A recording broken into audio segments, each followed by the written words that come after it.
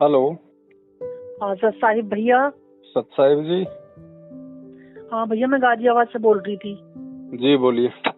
भैया मैं कुछ पूछना चाह रही थी आपसे। बताइए। मैं कह रही थी भैया कि जैसे मतलब किसी के ये लड़का वगैरह होता है तो उसका भोजन क्या ले खा लेते हैं भैया? देखो बहन, पहली बात तो हमें अब वहाँ पे जाना नहीं, अच्छा भैया। क्योंकि गुरुजी के आदेश हैं, ये फालतू की परंपराएं हैं, हमने इनसे पीछे मुझे भी हटना भैया पड़ेगा। वो आडंबर लगता है सब, मुझे भी आडंबर लगता है बिल्कुल। सब कुछ आडंबर है बेटा, हो गया तो हो गया, उसमें कौन सा बताओ घोड़ेबाजी बजाने की जरूरत है। हाँ अब गुरुजी ने हमारे बताया सामने। पहले, ये जो ये पैसे वाले लोग थे, जो ये राजा लोग थे, ये पहले ड्रामा करते थे क्योंकि इनके पास संपत्ति खूब थी, उसका हाँ जी दिखावा भैया। करते थे, उस बहाने अपने खाते थे, अपना पीते थे, मौज मस्ती करते अब थे। ये आगे चल के वो परंपरा बन गई। यही तो बात हो रही ना भैया, उसी की लीक पीटे जा रहे हैं ये लोग। हाँ, तो हमने पहली बात तो उनमें जाना ही नहीं है, क्योंकि परमात्मा ने बताया कि ऐसे प्रोग्राम में हमने बिल्कुल भी सहयोग नहीं करना। क्योंकि देखो, हमें परमात्मा ने ज्ञान दे दिया, और ज्ञान लेने के बाद यदि हम इनसे पीछे नहीं हटेंगे तो फिर बाकी जगत से क्या उम्मीद की जा सकती है, कैसे फिर समाज सुधरेगा। ठीक भैया, ठीक भैया। तो ये गुरुजी का आदेश है, और यदि हम जाएंगे तो फिर गुरु के आदेश की अवहेलना हो जाती है बहन। और यदि हमारे परिवार में है तो हम जाएंगे कहाँ? चलो भाई अपने साइड में अपना बैठे रहो, भाई कोई रिश्तेदार आ रहा है तो उसकी सेवा पानी कर दो, भैया बातचीत हमारे कर लो। सामने हो रहा, नीचे हो रहा भैया, नीचे हो रहा, खाना पीना चल रहा, मतलब बन रहा अभी तो। तो अब कल भी आई थी वो औरत कुछ देना, तो मैंने तो अपनी बच्ची को अंदर कर लिया, मैंने कहा मत ले। अब भैया हमारी जान को इतना कलेश हो रहा कि नहीं, उनको थोड़ा, उनको ऐसे मत करो, ऐसे तो फिर वो बिदक जाएंगे, वो सोचेंगे पता नहीं क्यों नहीं ले रहे, हमें छोटा समझते हैं। आप उनको ये बोलो, आप उनको हाथ जोड़ के ये बोलो कि बहन जी बहुत अच्छी बात है, आपके बच्चे का जन्मदिन है, लेकिन बहन हम थोड़ा सा आ नहीं पाएंगे क्योंकि हमारी मजबूरी है, हमने हमारे गुरुजी बना रखे, हमारे गुरुजी के ऐसे कुछ नियम है, तो हम नियमों के विपरीत हम बहन जी नहीं चल सकते हम। और भैया मेरे पति नहीं मानेंगे, वैसे दीक्षा ले रखी है मेरे पति देव ने भैया। देखो, दीक्षा ले रखी है, नहीं मान रहा तो मरने दो, पड़ने दो कुएं में, अपन क्या कर सकते हैं बताओ। अब भैया मुझे 5 दिन 6 दिन हो गए, मुझे मैं चारपाई पे आ गई हूँ, मैं चारपाई पे आ गई हूँ, मैं सच बताऊँ। मैं जब सुबह से फोन लगा रही अपने को, तुम्हारे को, मतलब आपको, तो मैंने कहा भैया पता नहीं कैसे नहीं उठा रहे फोन, भैया से एक बार सलाह कर लो। अब भैया दूसरी ये है कि तेहरावनी का भी नहीं खाते ना भैया। तेहरावनी में तो जाना ही नहीं बिल्कुल भी। जैसे ये पत्तल परोसा घर पे आ जाता है। देखो, कोई जबरदस्ती अगर कोई पटक जाता है, हाँ हाँ, और अगर किसी धार्मिक प्रोग्राम का नहीं है या किसी 13वीं का नहीं है, हाँ तो हाँ, उसको तो हम परमात्मा के दरबार में रख के भोग लगा के, जितने मान लो 100 रुपए का है, 200 रुपए का है, उतने पैसे हम परमात्मा के निमित्त निकाल के उसको तो हम खा सकते हैं। लेकिन यदि किसी देवी देवता के प्रोग्राम का है, कोई जागरण का है, कोई 13 माई का है, कोई पितृ पूजा का है, कोई श्राद्ध का है, तो ये बिल्कुल हमने लेना भी नहीं है, और जबरदस्ती कोई रख भी गया तो हमने पशुओं को खिला देना। ठीक भैया, ठीक भैया। और पति ने नाम दीक्षा ले रखी है, नहीं मान रहा है तो जाने दो बहन, जबरदस्ती का तुम्हारा है नहीं है, समय आने पे अपने कर्म अपने आप होगेगा। भैया मैं बहुत 30 साल से बहुत कष्ट पा रही हूँ, मैं 30 साल हो गए मुझे। अब मैंने 4 अगस्त को ली थी ऑनलाइन दीक्षा, ली थी भैया मैंने। जी जी जी, अगस्त में भैया। तो जब से तो भैया मैं ठीक हो गई थी जी, जैसे अपना मंत्र जाप कर रही थी जी। अब भैया मेरे पति देव का जो मंत्र, वो कौन सा, मतलब एक बार ही लिया है, अब आपको पता होगी कौन सा मिल सके पहला। तो भैया अभी वो बदला नहीं गया नाम। अब वहाँ पे जाए तो अब आपके वो देखे मैंने, मतलब नेट देखे, आपके वीडियो देखी, नहीं तो उसको लेने से कोई फायदा नहीं है ना। जब वो प्रथम नाम में नियम नहीं निभा रहा तो आगे चल के फिर क्या नियम निभाएगा, क्या फायदा। और वैसे भी वो नाम लेने से कोई फायदा नहीं वहाँ से। यूँ कह रहे थे कि मेरी बात कराना भैया जी से। मैंने कहा मैं करा दूंगा भैया जी से बात तुम्हारी।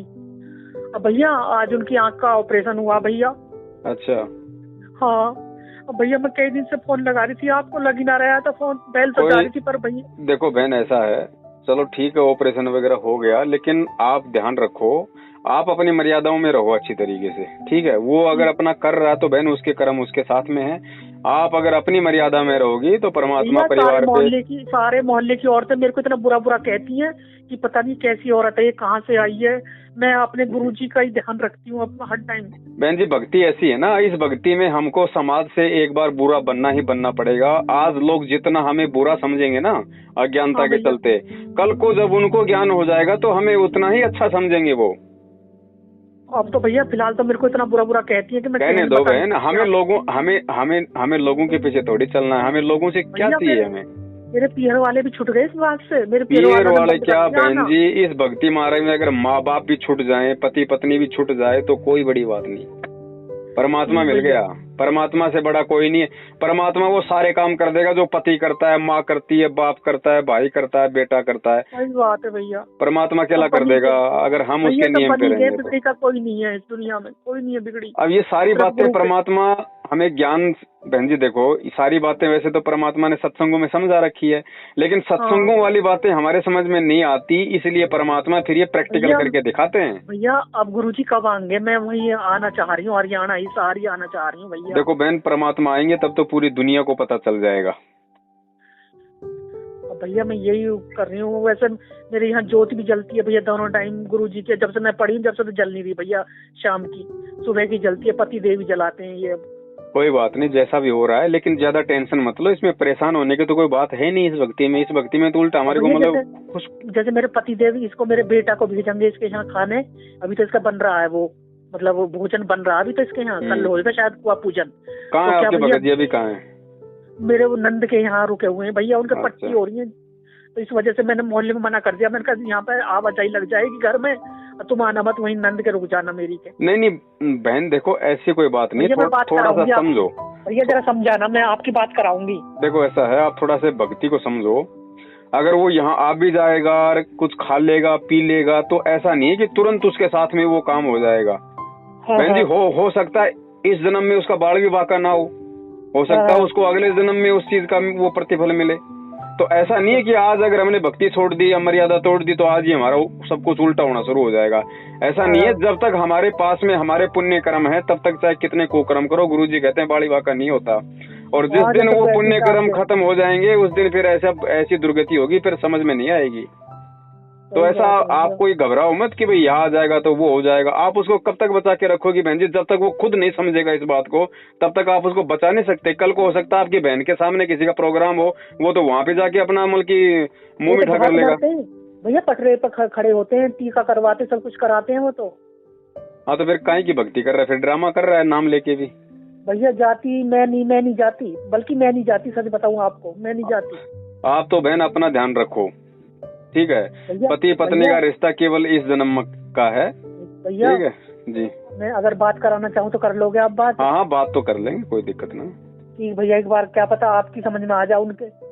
कोई दिक्कत नहीं, बात करवा दियो, बता देंगे। मानेंगे तो ठीक है, नहीं मानेंगे तो भाई उनके कर्म उनके पास। ठीक भैया, मैं बड़ी आभारी रहूंगी भैया आपकी। ठीक है बहन, सत्सा है। ठीक है, सत्सा है भैया।